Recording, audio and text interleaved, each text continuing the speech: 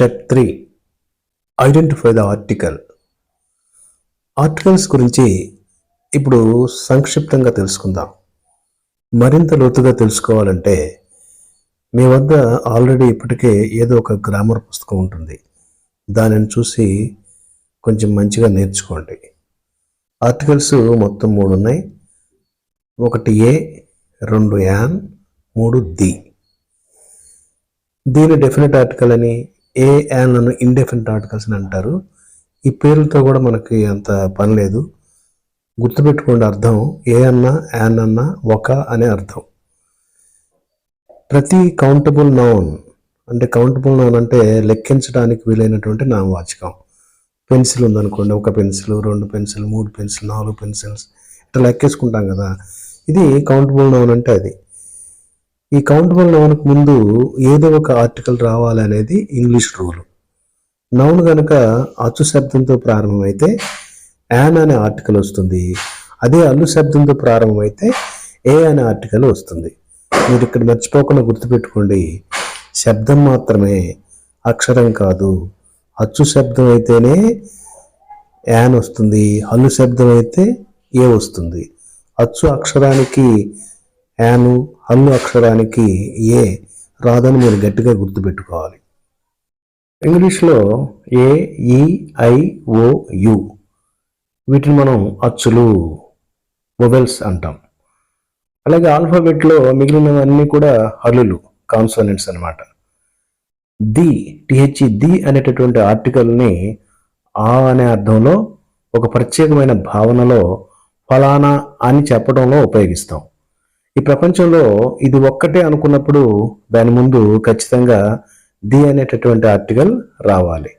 కనుక ఇక్కడ సన్ ముందు, ఈస్ట్ ముందు ది అనేటటువంటి ఆర్టికల్ రావాలన్నమాట. సో ఇప్పుడు వాక్యం మనం గమనించినట్లయితే the sun rise the east, the sun rise the east. కాకపోతే ఇప్పటికి కూడా మనకి సంపూర్ణమైనటువంటి వాక్యాన్ని మనం రాయలేకపోయాం. కాబట్టి స్టెప్ 4లోకి వెళ్దాం. The sun rise the east ఇంతవరకు మనం నేర్చుకున్నాం. దీని అర్థం మనం గమనిస్తే సూర్యుడు తూర్పు ఉదయించును, తూర్పున ఉదయించును అనేటటువంటి మీనింగ్ ఇక్కడ రావటంలా. సూర్యుడు తూర్పులోనో, తూర్పు పైనో, తూర్పు దగ్గర ఉదయిస్తాడని రావాలి కదా. ఇలా ఏదో ఒక విభక్తి మనకు రావాలి. చిన్నప్పుడు మీరు నేర్చుకున్నారు, గుర్తుందా? అవే విభక్తులు.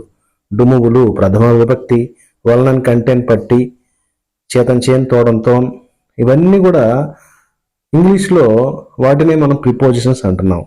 తెలుగులో ఉన్నటువంటి విభక్తుల్నే ఇంగ్లీష్లో ప్రిపోజిషన్స్ అంటున్నాం. ప్రిపోజిషన్ అంటే నౌన్కి కానీ ప్రనౌన్కి కానీ ముందు ఉంచబడి ఒక అంశానికి మరో అంశానికి మధ్య ఉన్నటువంటి సంబంధాన్ని తెలియజేసేదన్నమాట. సో ఇక్కడ ఈస్ట్ ముందు ఇన్ అనేటటువంటి ప్రిపోజిషన్ ఉంచాలి. అప్పుడు మనకి కొంతవరకు సంపూర్ణమైనటువంటి అర్థం వస్తుంది. ఇప్పుడు ఇంతవరకు వాక్యం చూస్తే the sun rise in the east, the sun rise in the east. ఇంకా ఈ వాక్యం కూడా పూర్తి కాలేదు. దీంట్లో గ్రామర్కి సంబంధించినటువంటి చిన్న తప్పు ఉన్నది. దీన్ని మనం రేపటి వీడియోలో పూర్తి చేద్దాం. డియర్ ఫ్రెండ్స్, మీకు అనిపించవచ్చు ఒక వాక్యానికి ఇన్ని వీడియోలా అని. మొదటి 3 వీడియోల్లోనే ముందుగానే నేను మీకు చెప్పాను, ఒక్కొక్కరిది ఒక్కొక్క స్టైల్ అని.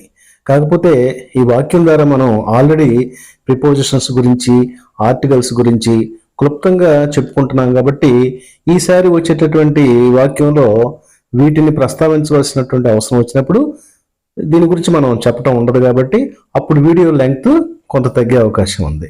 సో కాస్త ఓర్పు వహిస్తూ నేర్చుకునేదేదో కాస్త గట్టిగా నేర్చుకోండి. శుభం.